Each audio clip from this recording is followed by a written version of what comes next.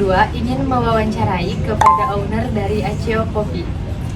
Selamat siang Mas. Siang. Saya Meli Rahmawati dari kampus Politeknik LP3I Bandung. Izin mewawancarai kepada Masnya, kalau boleh tahu dengan Mas siapa ya?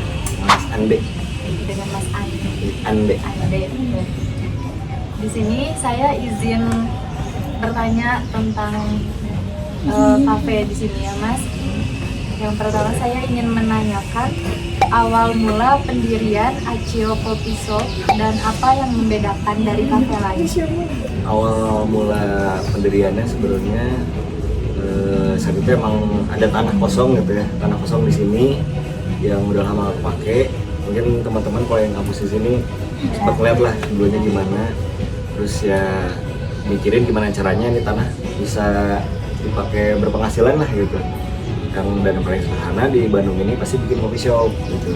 Dan pembeda yang kita bikin ya kita menyajikan suasana yang cukup asri lah gitu ya, banyak-banyak pohon-pohon dan lain-lain, tapi lokasinya tuh nggak terlalu jauh karena kan biasanya vibes yang kayak gini tuh ada di daerah atas, di dapur dan segala macam. Kita untungnya dapat di lahan yang di tengah kota, kebetulan juga dalam komplek, jadi nggak terlalu bising gitu, bisik. Dan juga kita ngambil konsepnya bener-bener coffee shop yang markanya itu generic lah gitu. Generic itu dalam artian senatural itu, berasa kayak ya rumah nenek, tapi kayak kita nangkring di rumah nenek lah gitu, atau rumah temen gitu. Rasanya dari cara baristanya bayangin, dari konsep tempat duduknya dan beberapa culture lah yang kita pertahankan gitu. Untuk di sini saya ingin menanyakan perihal struktur organisasi Aceo Coffee Shop, termasuk peran dan tanggung jawab masing-masing bagiannya Mas. Jadi kayak nama sama jabatannya dari saya sendiri sebagai owner dan founder juga. Terus di bagian head bar atau kaptennya ada Azen Dayan, dan di bagian keuangan ada Bapak Firdaus. Terus ada sisanya ada 3 barista. Berarti yang pertama namanya Sandy, yang kedua Siva, yang ketiga Zaki. Ya itu si strukturnya. Lalu apakah ada strategi khusus yang diterapkan untuk menarik pelanggan melalui platform online? Sebenarnya dalam strategi khusus banget kita nggak ada ya, karena konsep yang awal itu yang generic itu mungkin biasanya pada ngikutnya marketing volume pertama lah gitu, bener-bener generic. Cuman akhirnya kita ngambil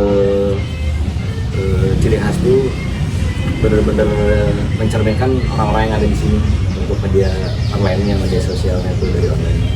Kita mencerminkan khas-khas dari anak-anak yang ada di dalam kafe ini sendiri gitu ya. Jadi kayak tidak terlalu yang kaku, mungkin kayak beberapa coffee shop ada kayak gridnya, ada apanya, mungkin postingannya bentukannya itu tersusun lah.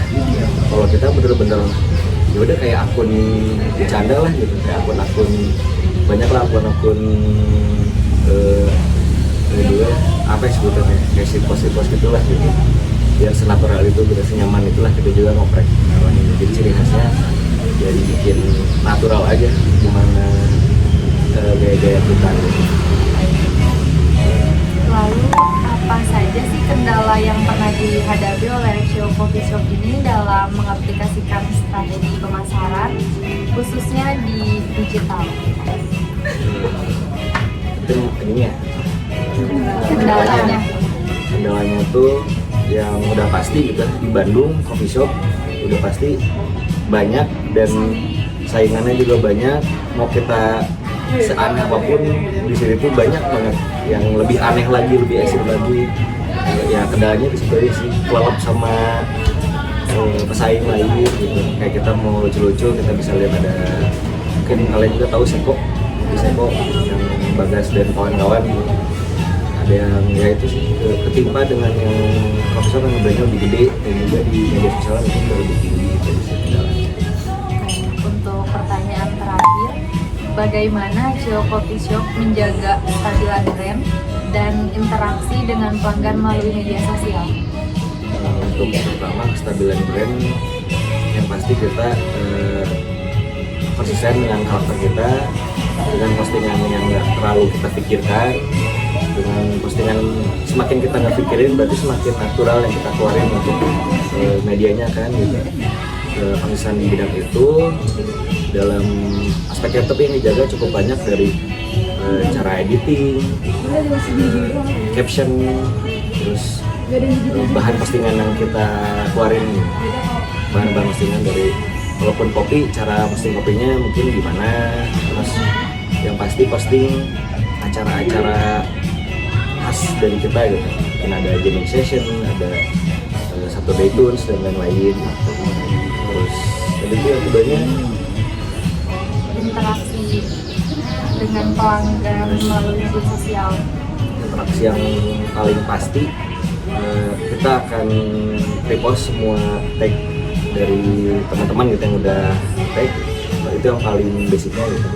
Kedua kita akan ada, kalau yang udah akrab dan udah dekat kita pasti fallback, kita pasti jadi ada sentuhan-sentuhan emosional lah antara customer apa yang udah dekat gitu. Dan juga di next postingan kita juga tag atau mungkin kita bahas juga teman-teman yang ada customer misalnya udah dekat sama kita, kadang kita jadi bahan postingan juga, kita tag juga, dia bisa di post gitu. Jadi dia lebih kata emosionalnya diperkuat gitu. Mungkin untuk pertanyaan yang dapat kami tanyakan cukup sekian ya Mas. Terima kasih atas jawabannya yang sangat memenuhi dari segala pertanyaan yang kami berikan kepada Masnya. Mohon maaf kami telah mengganggu waktu Masnya, dan saya ucapkan terima kasih banyak ya Mas. Terima kasih Mas.